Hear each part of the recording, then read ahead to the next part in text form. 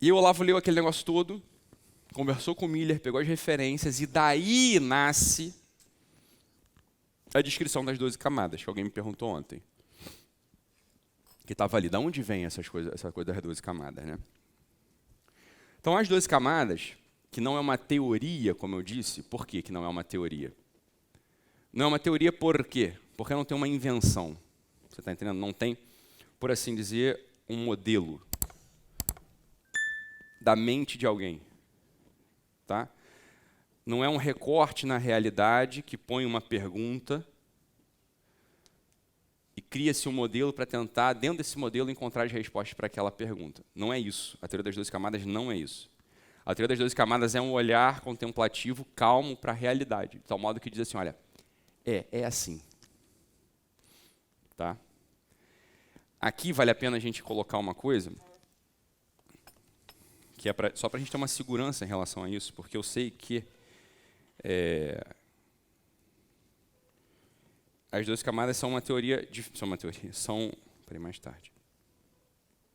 As 12 camadas elas são diferentes de outras descrições, de outras teorias, por quê? Porque ela não está divulgada, ela não está consolidada na academia, né? Então, vem da psicanálise, bem, todo mundo é psicanalista, né? Está aí já, sei lá, um século. As 12 camadas não. Então, é necessário aqui dar mais ou menos o sentido de rigor dela, só para a gente não achar que está falando de uma coisa louca que alguém falou, alguém criou. Então, existe um sujeito chamado Nassim Taleb, que tem um livro chamado O Antifrágil.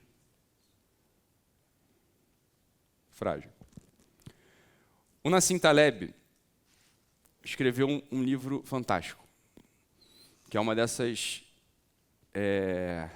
maravilhas da literatura. Por quê?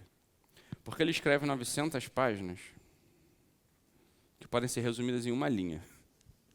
De tal modo que você não precisa ler o livro. Eu vou explicar o livro para você e não precisa ler o livro. Você pode comprar o livro do Taleb, porque ele é muito bonito. É uma lombada bonita que decora a estante, que é uma beleza. Mas não precisa ler o livro. Eu acho legal comprar o livro. Ele é brancão, antifrágil vermelho. Legal. Alguém comprou o livro, o antifrágil? Legal. Alguém leu o livro? Aí ele leu, vocês são loucos. Então tá. Não precisava. Eles não perderam tempo. Eu vou explicar para vocês o livro e eles vão concordar comigo que é exatamente isso aqui. Eu vou explicar em uma linha o livro. Não leiam.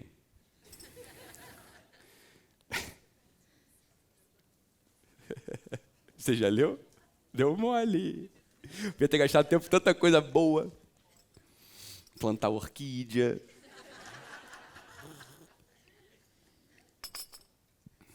Tô com saudade das minhas orquídeas. Bora, vamos lá. E esse mesmo não é piada, não. É exatamente isso que eu vou falar aqui. Tá? Ele fala o seguinte, olha só. Tem coisa que é frágil, você bate, ela quebra. Tem coisa que é resistente,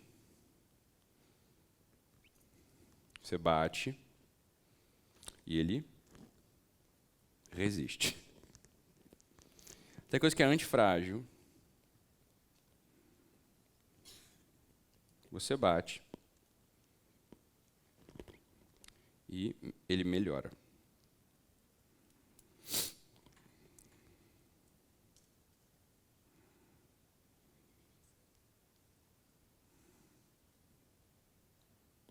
Tá? É isso. Só isso. Só que isso para a gente é fundamental. Isso é fundamental.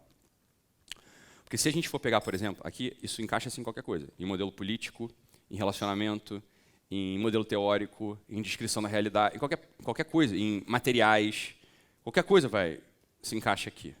Né? É um jeito, é um modelo teórico, não é nada além disso, tá? De observar a realidade. A gente pode colocar tudo que a gente queira nessa chave. Esse iPad é antifrágil, é frágil, é resistente. Pá, joga no chão. Aí você vê. Mas isso é muito interessante, por quê? Porque isso dá para a gente uma segurança ou não diante das coisas que a gente está usando. Por exemplo, vamos colocar aqui modelos teóricos e modelos descritivos de psicologia. Se a gente coloca, por exemplo, o Dr. Freud, a psicanálise freudiana, aqui, nesse recorte, a gente vai descobrir, e eu vou explicar como se descobre isso, tá? A gente vai descobrir que a psicanálise freudiana é frágil. Por um motivo. Existe uma disciplina filosófica, preste atenção nisso, é legal de saber, não precisa decorar, mas é legal de saber. Existe uma disciplina filosófica chamada epistemologia. O que é epistemologia? A epistemologia é o seguinte, vou explicar de um modo simples, né? A epistemologia é o seguinte, é a razão de ser da coisa. A coisa ela tem consistência em si? Vou explicar. A epistemologia freudiana. Vamos lá, como é que um epistemólogo, um epistemologista, faz a epistemologia freudiana? Então, olha só, vamos lá. É assim que ele pensa. Se ele souber o que ele está fazendo, ele faz assim. Ó. Dr. Freud fala de quê? Dr. Freud fala de plantas? Não. Dr. Freud fala de barcos? Não. Dr. Freud fala de gente.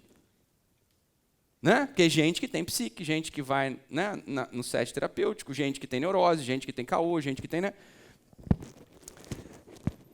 Não é isso? Tá. Então o epistemólogo vai... Primeira coisa que ele vai fazer, ó, Dr. Freud fala de gente. Primeira coisa que o epistemologista vai investigar é o seguinte.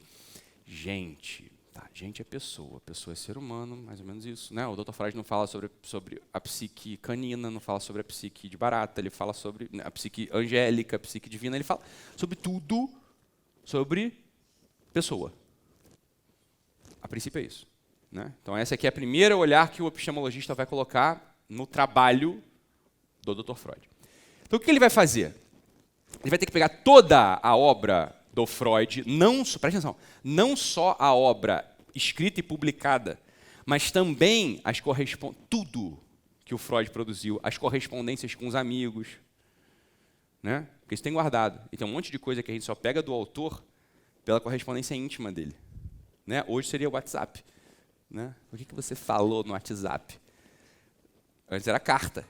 Então existe... É muito interessante isso. As cartas de juventude do Freud, pouca gente leu, tá? É muito interessante. São correspondências que o Freud tem com o Zilberstein, com um amigo dele. É muito revelador. É muito revelador aquilo. Aquilo conta os motivos da psicanálise freudiana. Aquele negócio lá. Tem que ler. Quem gosta de história da psicanálise, quem é psicanalista, ou quem, sei lá, trata de gente e usa um pouco dos recursos psicanalíticos, tem que ler aquilo lá. É fantástico. Tá? Eu não sou um contra-freudiano, hein? Só para saber disso. Eu não sou um contra-psicanalista. Eu acho que tem um lugar, um momento específico, que não vai durar mais do que 2 semanas, né? No set terapêutico, você vai usar a psicanálise. Mas tem seu lugar mesmo ali. Acho que tem. Tá?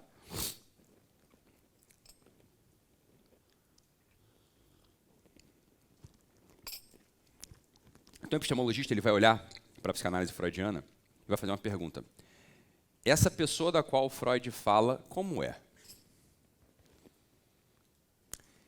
Essa pessoa tem 2 pernas, tem 2 braços, tem uma cabeça? Bem, provavelmente tem. O Freud não está falando de um centauro, está falando de uma pessoa mesmo. Né? Ok. Vamos ver aqui se essa pessoa da qual Freud está falando, ela tem os elementos interiores de uma pessoa, a saber, memória, imaginação, sentimento. Entende? Aí começa. Então, o que acontece? Vai se vendo que, para começar, o Freud muda de nome as coisas. Tá? Mas o que eu ia falar para ele é o seguinte, ele não muda só de nome, ele muda de conceito, inclusive. Memória para o Freud, num certo momento, é uma coisa, no outro é outra. Em certos momentos, o Freud duvida que haja um sujeito. Ele duvida. Ele, em alguns momentos do texto do Freud, ele toma pessoa, de verdade, tá? Por um conjunto de fluidos. Mecânico. Como se uma máquina fosse. Ele fala assim, ele está usando sua analogia. Não. Está no texto dele. E está no desenvolvimento do texto dele. Então, assim, ele é meio behaviorista, mecanicista, materialista. Uma coisa assim que... Só que em outros momentos não, ele está falando de um inconsciente profundo, que não tem um lugar na máquina. Então você vê que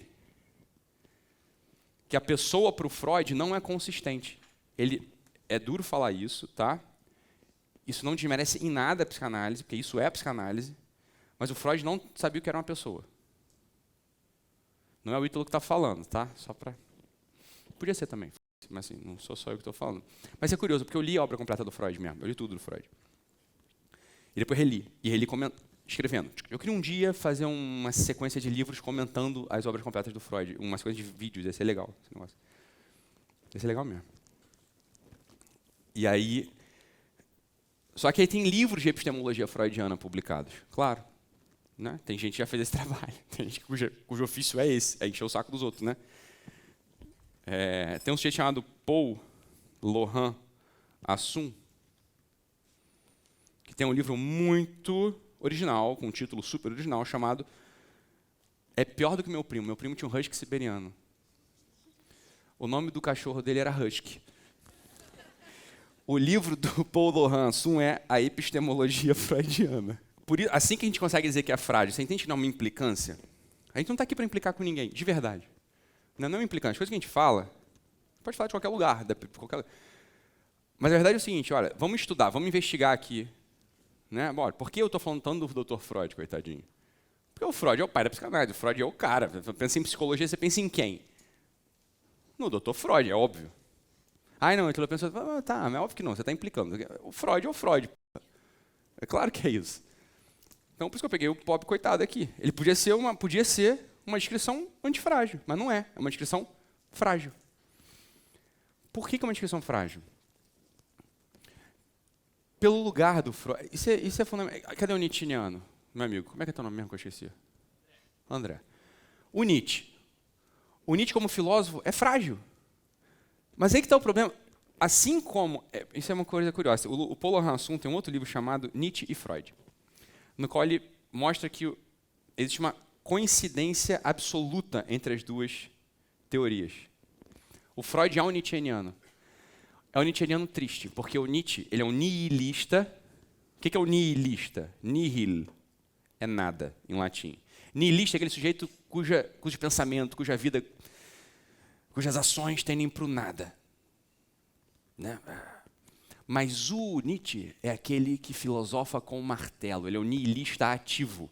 Então é um nada ativo. É um sujeito nobre até, por assim dizer. É um sujeito que você olha e você fala assim, legal, eu queria ser um nietzscheaniano. O Freud é um nietzscheaniano passivo, é um nihilista passivo. A minha impressão é que se o Nietzsche olhasse para o Freud, o Nietzsche desprezaria o Freud.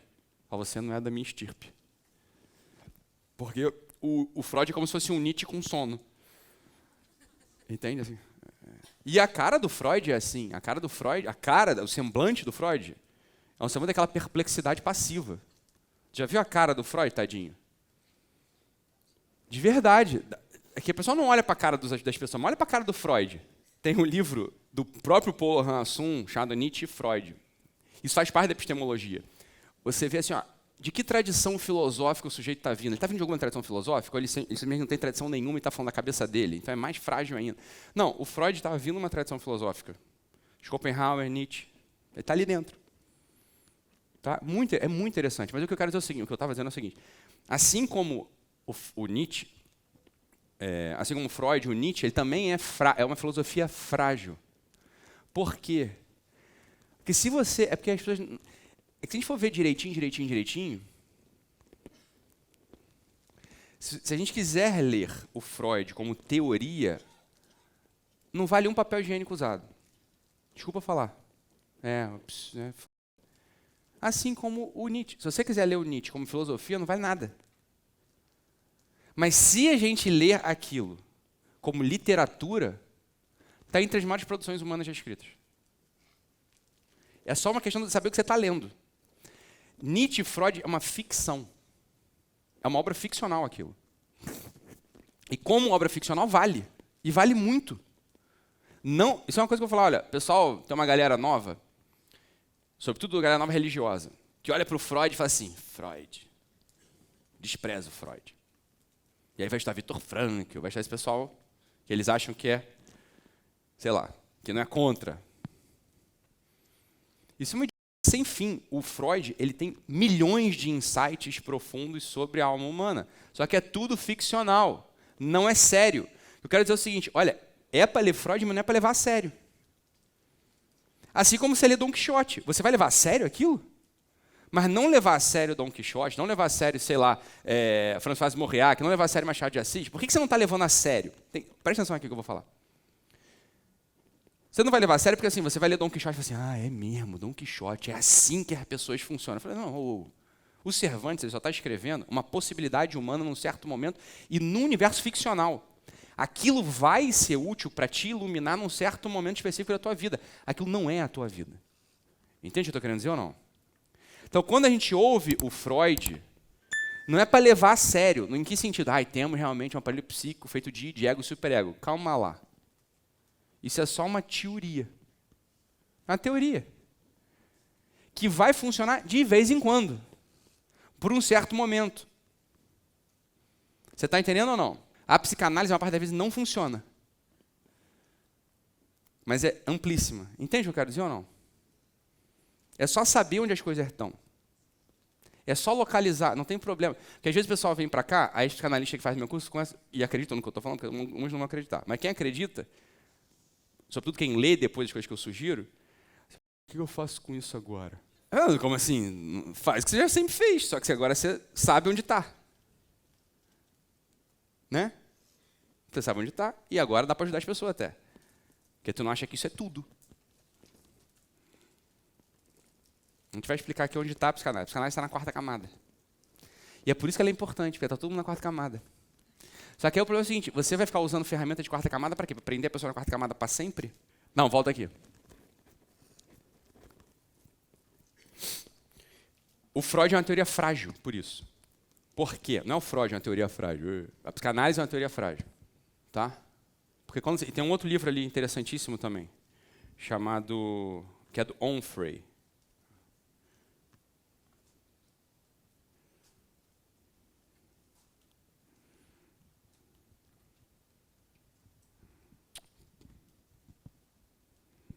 Onfray. O Crepúsculo. Isso é em português. De um ídolo.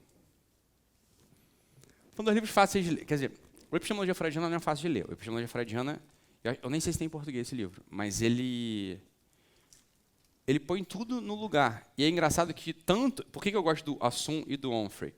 Porque eles não são anti-freudianos. Tem um pessoal que é anti-freudiano. Né? Eles não são. Eles são cientistas, eles estão olhando uma coisa. Eles estão explicando. Entendeu? Eles não são ideólogos, eles não querem destruir a psicanálise. Então fala, isso aqui é o lugar dela. Tu faz com ela o que tu quiser fazer. Tá?